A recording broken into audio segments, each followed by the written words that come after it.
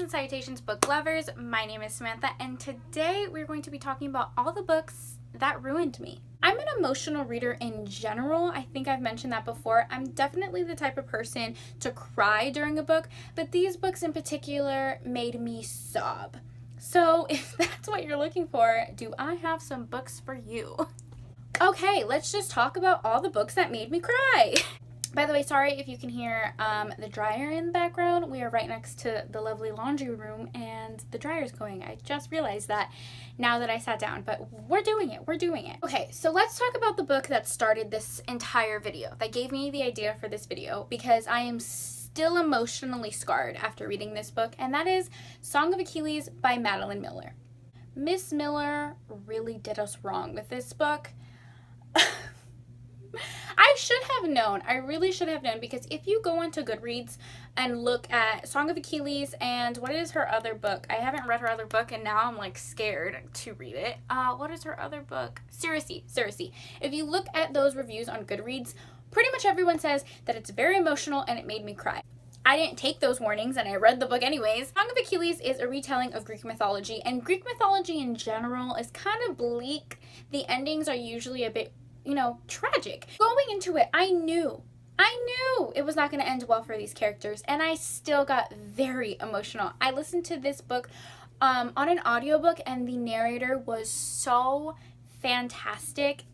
Oh my gosh, the emotion he had in the book was so good. I highly recommend the audiobook. So I think what made this so emotional is that Song of Achilles is actually narrated by a character named Patroclus, who in Greek mythology you kind of hear different things about. Some people say that they were like family related. Some people say that they were very close friends and like he was Achilles' right-hand man. Then other people say that he was Achilles' lover and soulmate, which is kind of what this book follows. So Patroclus narrates the story and you get to follow his life as well as him sort of meeting Achilles, becoming friends with him, and then that friendship turning into a really strong bond, and then just loving each other. Their love was so pure and so just sweet to read about. I absolutely adored this book, and I think that's what made it so emotional, was kind of seeing them at a young age become friends, become lovers, and then their story become so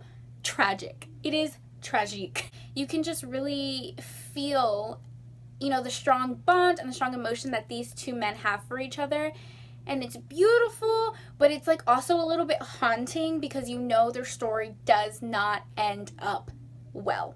Like if you didn't know the story, I'm just going to tell you right now, it's not a happy ending. It's going to make you cry. And like the ugly cry. I listened to this audiobook at work, and I had to pause it because like tears were streaming down my face as I was working. It was not a good time. Ending did get a little bit bleak, and what I mean is that yes, there was a sadness towards the ending, but they kind of drew it out. It was like a very long, drawn out ending that was just bleak and dark and sad and emotional. So yeah, just warning you guys going into that book. I highly recommend it. The writing is spectacular. It is so good.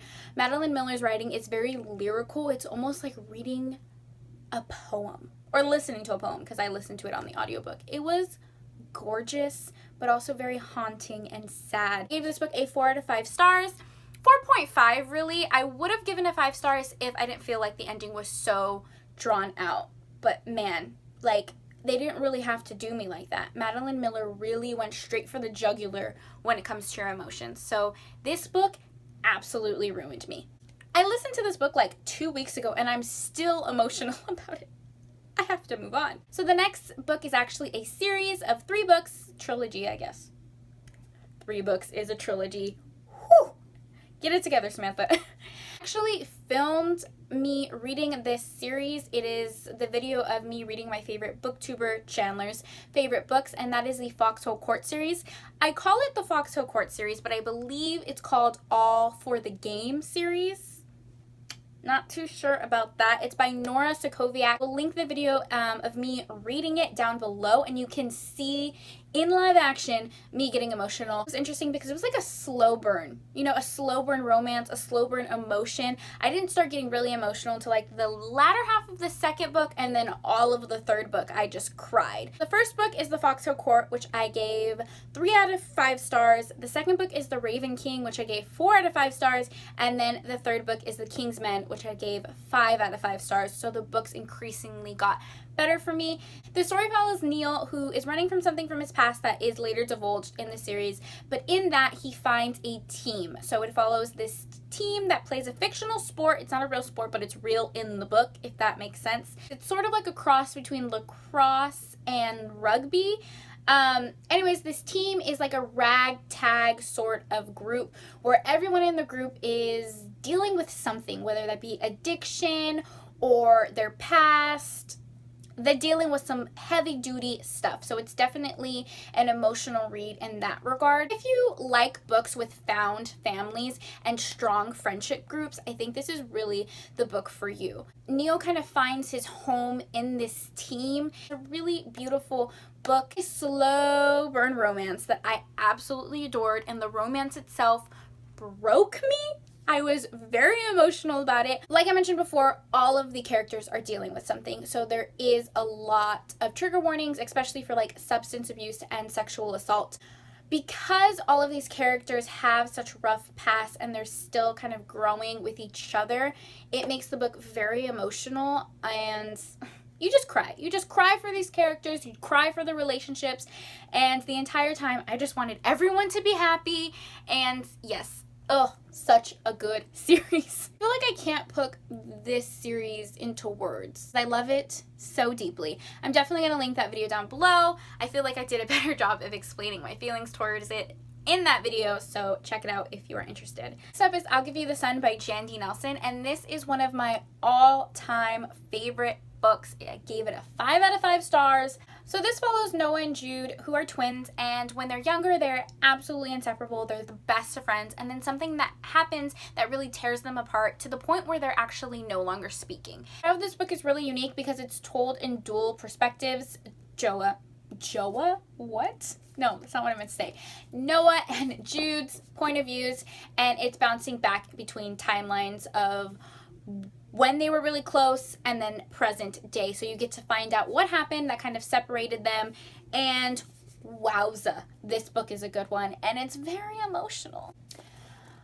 I just love these two characters so much. Both Noah and Jude, you know, make some really poor decisions in this book, and you get to kind of see them paying for it essentially and how it affects their relationship, and you get to see them finding their way back to each other and sort of realizing their mistakes, and it's such a beautiful bond that these two have. There is also 2 romances in this book. They're very subtle and they're very sweet, and I just love them so much. So yes, I highly recommend this book. I feel like this is one of the books that has kind of just stuck with me.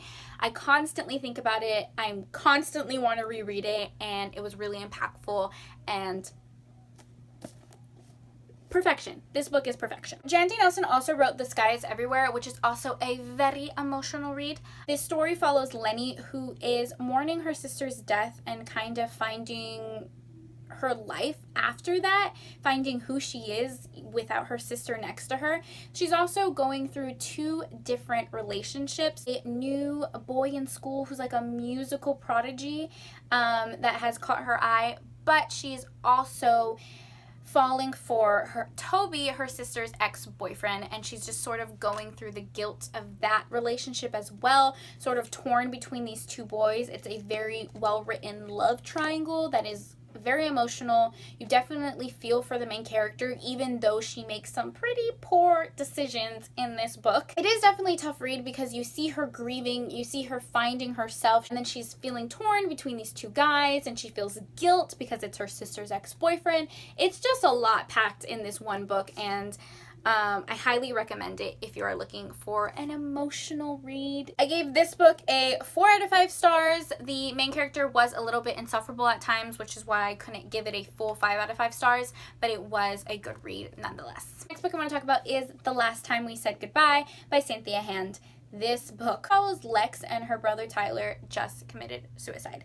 She's in her last year of school and she is just grieving. It follows her and her family that are going through those emotions after her brother passed. She also receives a text from her brother right before he takes his own life, and she's sort of just kind of going through those emotions, you know, thinking if she could have prevented it, thinking if she could have helped him, and it is a very emotional read for sure. There's a romance in this book, but it is not the forefront of the book. It's definitely not the focus. I feel like it was just the right amount of romance and support that our main character needed. Such a well-written book.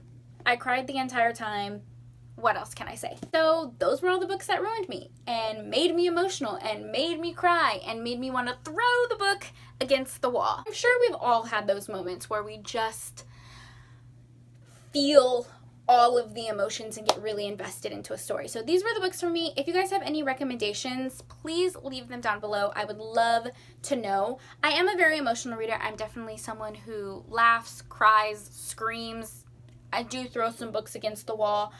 So yeah, let me know your recommendations. I don't know where I was going with that. Oh, I'm a mess. I need to just end this video. So thank you so much for taking time out of your day to spend time with me. It means the world to me, and I'll see you guys in my next video. Bye! See you later. See you later, alligators!